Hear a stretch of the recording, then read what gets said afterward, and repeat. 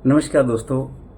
आज मैं digital arrest के बारे में आपको बताना चाहता हूँ। ये बताना इसलिए ज़रूरी है कि एक्सियन रिटायर्ड एक्सियन को डिजिटल अरेस्ट किया गया है और उसको ये कहा गया है कि आपने 500 करोड़ का एक फ्रॉड किया हुआ है और उसमें उसका नाम निकालने की एवज में 1.47 करोड़ यानी लगभग 1.5 करोड़ रुपए की उनसे रिश्वत मांगी और उसको ये धमकाया गया कि आप इसको छोड़ के नहीं जाएंगे और हम सीबीआई और ईडी के अधिकारी हैं।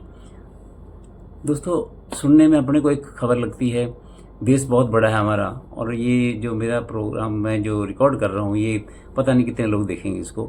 हम लोगों को ऊपर टाइम ही नहीं है, हम लोग भगे जाते हैं। हमको यूँ लगता है हमारे साथ ये नहीं हो सकता। आप सोचिए, एक एक्सियन है, पढ़ा लिखा है, सब कुछ जानता है वो, लेकिन वो फिर भी उनके झांसे में आ जाता है।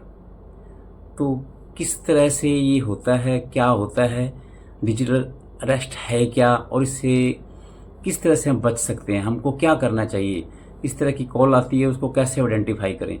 तो आज इस वीडियो के अंदर, हालांकि ये वीडियो लंबी हो जाएगी, लेकिन आप लोग कृपया करके इसको ध्यान से सुनिए। ये बिल्कुल वैसा ही है जैसे हम लोग एक रोड पे एक्सीडेंट देखते हैं, मोटरसाइकिल एक्सीडेंट देखते हैं, कार का एक्सीडेंट देखते हैं और हम सोचते हैं हमारे साथ कभी एक्सीडेंट नहीं होता। ऐसा कभी होता नहीं है, हमारे से भी एक्सीडेंट हो सकता है। हाँ, लेकिन आप सावधानी से चलेंगे तो उसमें बचाव हो सकता है, कम हो सकता है। तो इसी तरह से जब पढ़े लिखे जितने इंसान हैं उनको लगता है कि हमारे साथ कोई फ्रॉड हो ही नहीं सकता, ऐसा नहीं है। एक्सियन है, ये भी पढ़े लिखे हैं, इन्होंने भी सोशल मीडिया में खूब सुनते हैं कि डिजिटल अरेस्ट हो सकते हैं और मैं ये वीडियो बना सकता हूँ। हो सकता है मेरे से भी साइबर क्राइम वाले जो हैं संपर्क करें, आपसे भी कर सकते हैं, किसी से भी कर सकते हैं, किसी के साथ भी हो सकता है। मेरी आपसे रिक्वेस्ट है कि इस वीडियो को आप अपनी फैमिली के साथ में, अपने समाज के साथ में बिल्कुल देखिए, क्योंकि इसमें अवेयरनेस से आप बच सकते हैं। और मैंने इसके लिए थोड़ा डाटा तैयार किया है और मैंने ये आपको बताने के लिए कोशिश करूँगा कि किस तरह से ये होता है, कैसे लोग ये करते हैं, क्या क्या इनके हथकंडे हैं और हमको कैसे बचना है। देखो, मोटा मोटा क्या होता है कि किसी ने रिटर्न, मान लीजिए उसकी इनकम ज़्यादा हो रही है, थोड़ी बहुत कम दिखा दी, या कोई जीएसटी का उसने बिल में पैसा नहीं भरा, छोटे मोटे अपराध हो जाते हैं या जाने अनजाने में हम लोग कर बैठते हैं।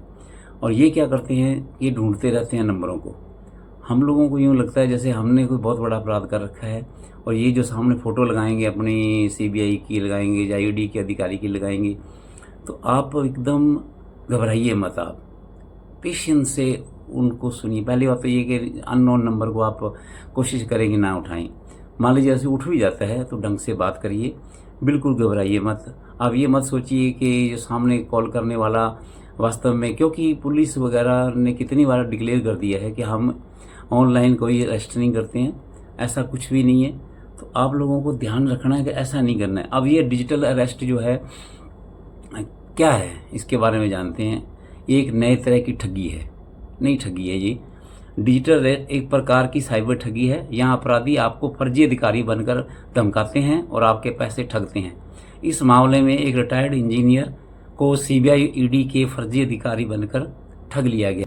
एक रियल घटना है। और उसके बाद में मैंने सोचा क्यों ना मेरे जो साथी हैं उन सबको, मेरे आप लोग बड़े अच्छे 15,000 से ज़्यादा मेरे फॉलोअर हैं आप लोग, और न जाने कितने लोग ये मेटा जो है आप हमको जोड़ के दिखाएगा आपको। तो डिजिटल अरेस्ट है क्या? डिजिटल अरेस्ट एक प्रकार की ऑनलाइन ठगी, मैंने बता दिया आपको।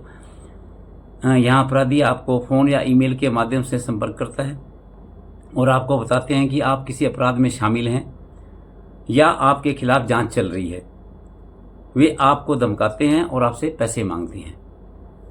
डिजिटल अरेस्ट कितने प्रकार का हो सकता है, इसमें प्रमुख प्रकार मैं आपको बताता हूँ। फर्जी अधिकारी बन के ठगी करना, यानी अधिकारी अपने आप को कहेगा मैं सरकार का अधिकारी हूँ और आपको धमका के आपसे पैसे मांगेगा वो। ऑनलाइन बैंकिंग ठगी हो सकती है। अपराधी लोगों को ऑनलाइन बैंकिंग के माध्यम से भी ठगते हैं, आपसे ओटीपी मांगना। आप जो ऑनलाइन कोई परचेजिंग करते हैं उसमें भी पूरा सावधानी रखिए। आप किसी के साथ भी ठगी हो सकती है, जल्दबाजी ना करें, आराम से देखें, पेशेंस रखें। आप सोशल मीडिया ठगी, अपराधी सोशल मीडिया प्लेटफॉर्म पर भी लोगों को ठगते हैं। ये इसके प्रकार हैं। कौन कौन इसमें अरेस्ट हो सकता है? कोई भी व्यक्ति डिजिटल अरेस्ट का शिकार हो सकता है, खासकर जो ऑनलाइन सक्रिय हैं या जिनके पास ऑनलाइन बैंकिंग या वित्तीय लेन देन है। जो ऑनलाइन ज़्यादा लेन देन करते हैं या कोई छोटा मोटा उसको लगता है मैं गलत कर गया हूँ, जीएसटी बचा लिया है या रिटर्न कम कर दी है या कोई ऐसा मेरे से अपराध हो गया पकड़ में आ गया है, घबराइए मत आप।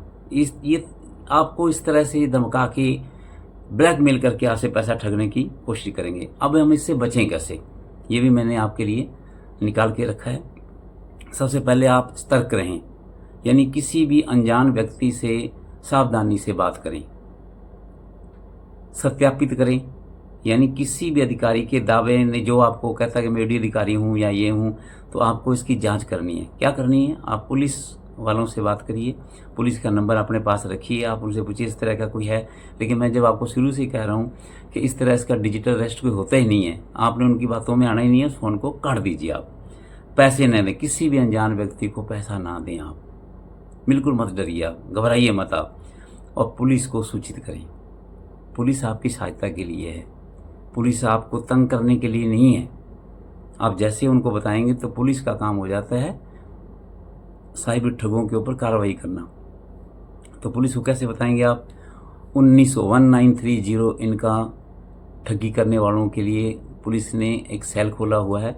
वहाँ बताइए कि इस तरह से इस नंबर से मेरे पास ईडी अधिकारी या सीबीआई अधिकारी बन के मेरे से ये पैसे मांग रहा है, तो अपने आप वो उस पर कार्रवाई करेंगे, आपका मुकदमा दर्ज कर लेंगे। बिल्कुल मत घबराइए। और अब क्या करना है, इसमें बचना कैसे, आपको सावधानी और जागरूकता ही बचाव का तरीका है। यदि आपको लगता है कि आपको डिजिटल अरेस्ट की कोशिश की जा रही है तो तुरंत पुलिस या साइबर सेल को सूचित करें। मैंने आपको पहले बताया इसका हेल्प नंबर 1930 है, उस पर आप करिए। और एक लास्ट बात और है कि precaution is better than cure. हमेशा जो बचाव होता है इलाज से अच्छा होता है। तो मोटा मोटा मैं आपसे यही कहना चाहता था, ये मेरे कंटेंट के लिए मैंने ये वीडियो नहीं बनाया है। साथियों, मैं एक सीनियर सिटीजन हूँ और बैंक से रिटायर्ड एक ऑफिसर हूँ, मैनेजर हूँ। तो मेरा ये फ़र्ज़ बनता है इस कम्युनिटी को, जो आपकी पैसे की कमाई है वो बहुत मेहनत से कमाई है आपने, मुझे पता, खून पसीना करना पड़ता है तब जाके आप अपना घर चलाते हैं। और ऐसे को ठगी मार के आपसे पैसा ले जाए, ऐसा नहीं होना चाहिए। तो आपने इस वीडियो को खुद भी देखिए, इसको अपने दोस्तों को शेयर करिए, अपने परिवार को बताइए। आप ऐसा मत सोचिए कि आपके साथ ये नहीं हो सकता है। यदि ऐसा कोई फ़ोन आता है, ऐसा आपको लगता है कि सामने अब जैसे वीडियो कॉल आती है और सामने अधिकारी की फ़ोटो लगी हुई है या सीबीआई की लगी हुई है या ईडी वालों की लगी हुई है, बिल्कुल मत घबराइए। आप तुरंत फ़ोन को काट दीजिए और उस नंबर को, उसको हो सके स्क्रीनशॉट लीजिए, आप अपने पुलिस अधिकारी को बताइए। साइबर सेल का नंबर मैंने आपको दिया है 1930, मैं इसको डिस्प्ले भी कर दूंगा। और मैंने जो जानकारी दी है कोशिश करूंगा कि इसको आप तक मैं पहुंचा सकूं।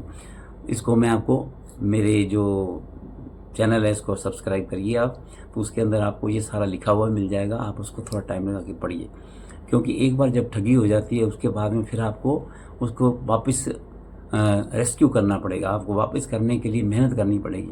लेकिन यदि आप शुरू में सावधान रहेंगे, आपको अपने बच्चों को बता के रखेंगे।